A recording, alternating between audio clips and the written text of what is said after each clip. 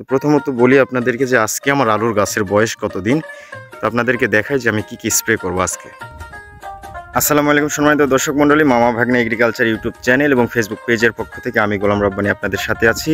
তো আজকের ভিডিওটার টাইটেল এবং থাম্বনেল দেখে অলরেডি সবাই বুঝতে পারছেন যে হ্যাঁ, আজকে আমি আলুতে তৃতীয় স্প্রে করার জন্য আসছি এবং আজকে তৃতীয় স্প্রেতে কী দিব এবং আলুর বয়স কতদিন এবং সেই অনুযায়ী কী দিচ্ছি সকল কিছু এই ভিডিওটাতে থাকবে। তো সবাই সম্পূর্ণ ভিডিওটি দেখেন, তাহলে বুঝতে পারবেন যে আমি তৃতীয় স্প্রেতে কী ব্যবহার করতেছি। তৃতীয় স্প্রেতে যা আমি ব্যবহার করব তার আগে আপনাদেরকে বলে দিই যে মাঠটা দেখতে পাচ্ছেন, এটাই হচ্ছে যে আমার মাঠ।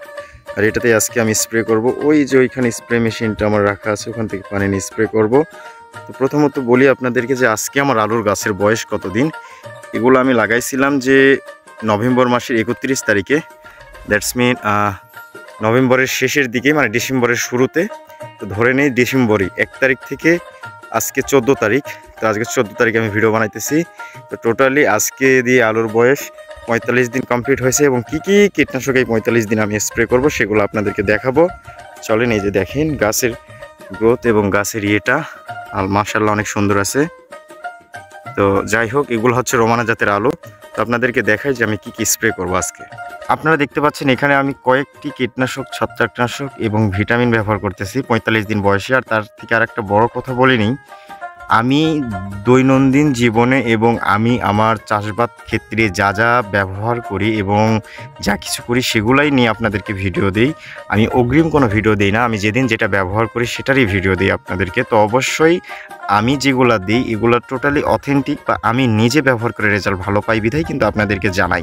হ্যাঁ, আমি গেল বছর চাষি এগুলোর খুব ভালো রেজাল্ট পাইছি এবং আবহাওয়ার ক্ষেত্রে আজকে দেখতেছি বা এখনকার যে সিচুয়েশানে আবহাওয়া, এটার উপর নিয়ন্ত্রণ করি কিন্তু আমি জিনিসগুলো, যে কীটনাশক বা ওষুধ ব্যবহার করি সকলকে সেভাবে ব্যবহার করি। তো আমি প্র্যাকটিক্যাল আমার যে রেজাল্টটা পাই সেটাই দিই।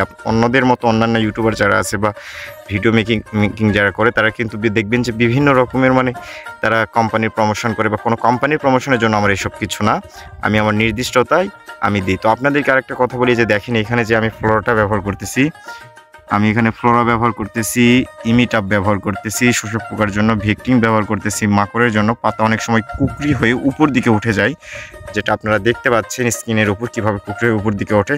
আর এখানে একটা ব্যবহার করতেছি ক্যাম্পিনিয়ন। তো এটা হচ্ছে যে দেখেন ম্যানকোজেব 63% আছে এবং কার্বোডাজিম আছে 12%। তো আমি প্রথমে আগে ব্যবহার করছিলাম ম্যানকোজেবের শুধু ছত্রাকনাশক, এই এখন নেক্সট স্টেপে এসে ব্যবহার করতেছি ম্যানকোজেব প্লাস কার্বোডাজিম। হ্যাঁ, তো এটা হচ্ছে যে অটো ক্রপ কেয়ার লিমিটেডের একটা পণ্য, আর এই ভেক্টিনটা হচ্ছে অরণ্য ক্রপ কেয়ার লিমিটেডের একটা পণ্য, আর ইমিটাপ এটা হচ্ছে যে অটো ক্রপ কেয়ার লিমিটেডের একটা পণ্য, আর ফ্লোরা এটা হচ্ছে যে এসিআইয়ের একটা পণ্য। আপনাদেরকে দেখায়, আপনারা ফ্লোরা অনেকেই জানেন। তো ফ্লোরা হচ্ছে এসিআই ক্রপ কেয়ারের লিমিটেডের একটা পণ্য। এইগুলাই আজকে আমি আলুতে স্প্রে করব। ভিডিও বড় হয়ে যায় বিধায় আপনারা অনেকে দেখেন, অনেকে দেখেন না, অনেকে আমাকে ফলো করেন বাট করেন না। তো যাই হোক, আপনারা যে ভিডিওগুলো দেখেন, আপনাদের জন্য এত কষ্ট করে ভিডিও বানাই, যারা আছেন অবশ্যই ভিডিওটা ভালো লাগলে ইউটিউব চ্যানেল থেকে দেখে থাকলে চ্যানেলটা সাবস্ক্রাইব করবেন এবং ফেসবুক পেজ থেকে দেখে থাকলে ফলো করবেন এবং বেশি বেশি করে কমেন্ট করবেন, বিকজ আমি কি ভুল করি বা না করি এগুলো আমাকে বলবেন। কারণ আমি আপনাদেরকে এখানে পরামর্শ দিচ্ছি বা দেওয়ার জন্য যে আমি করছি এটা কিন্তু একদমই না।